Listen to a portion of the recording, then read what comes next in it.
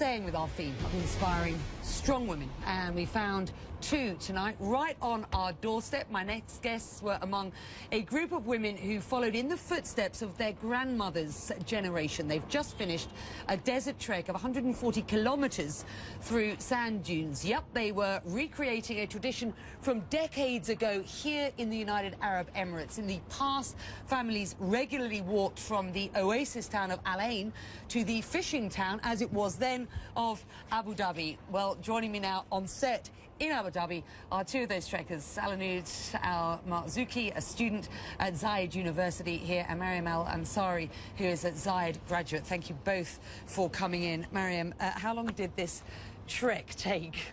Actually, it was an honor to be in this trip, and we trekked for 7 days.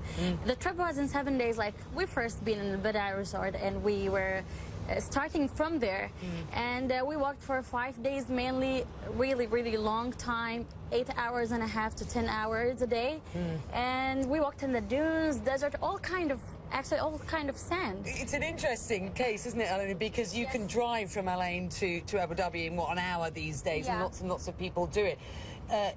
The generation two ago from you, as it were, and this is a country view, as it is only 43 years old, remember, used to do that walk as you did. How was it?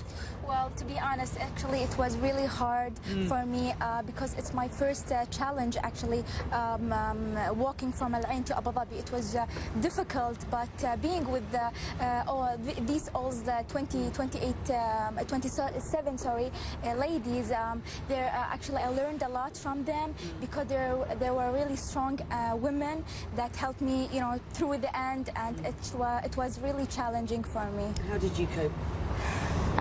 More water. We normally don't drink that much water, but we noticed that we really need more water. And you know, it's like I really felt that my mind was pushing me to do this. Like, I know my body is not that capable to do all of this. So it started like the first 2 hours, like, okay, I put all the pressure on my body.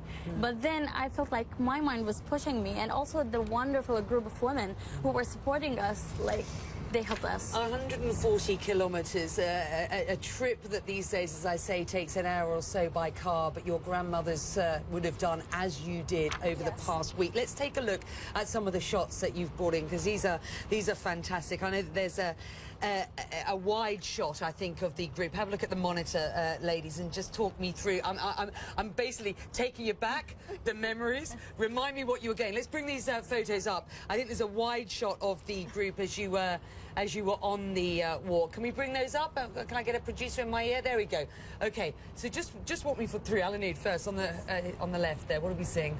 I was holding actually the falcon. This was the first day, and while we were walking, there were about like eight falcons. So you know, we had fun with the ladies, and you know, just for me, in order to succeed, I must believe that I can. So I think that this journey and this walk helped me a lot to reach my dream and reach my goal to be true. And what does it feel like as an Emirati? I mean, this is, you know, fast cars, you know, big main roads these days. I mean, to be reminded of how far this place has come and where your parents and grandparents have come from. Yeah, we should be reminded all the time of our past, because, you know, the desert is about challenge. Living in a desert is a challenge. Being developed in a desert, it's a big challenge. I know we have a lot of resources these days, but you know, the resources could be available in any country, but you should be really challenging yourself to be able to do all of this. And I think the desert helped us, the environment helped us. So just putting myself in our grandmother's shoes, like, it's really interesting to know how they were capable to do it and how strong they are, because now we are strong with technology, with knowledge, and it is really good, but to be really strong from inside is what we need. And we are doing this, and we're trying to be really strong to be really able to do it. We often ask on International Women's Day, and I'm asked myself, you know, who have you been inspired by? And in the past, I've talked about people like Martha Gellhorn, who was an incredible female journalist, one of the first female war correspondents who covered the Spanish Civil War back in the 30s. Who are you guys inspired by?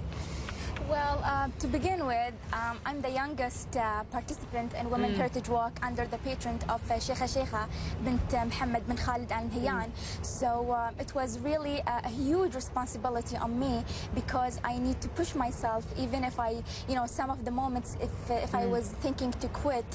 But walking with these women actually helped me get through until the end, especially Judy Ballard, the founder of Women Heritage Walk, and Brenda Oregon, from Escape Oregon Inventor That's Organizations. amazing, because oftentimes we go, it's going to be a celebrity. Sometimes it's a group of women, Yes. and for you, Right. For me, it's like all the grandmothers were here. Like I really enjoy listening to their stories. They have a lot of stories happening.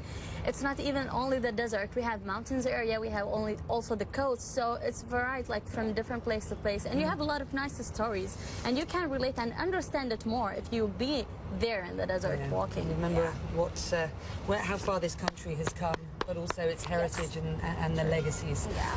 Fantastic. Thank you for joining me. I know your feet are probably a little tired still.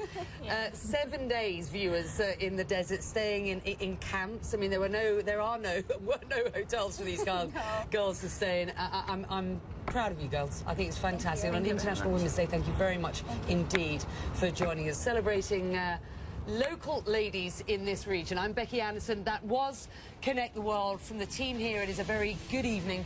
Thank you for watching. Good night.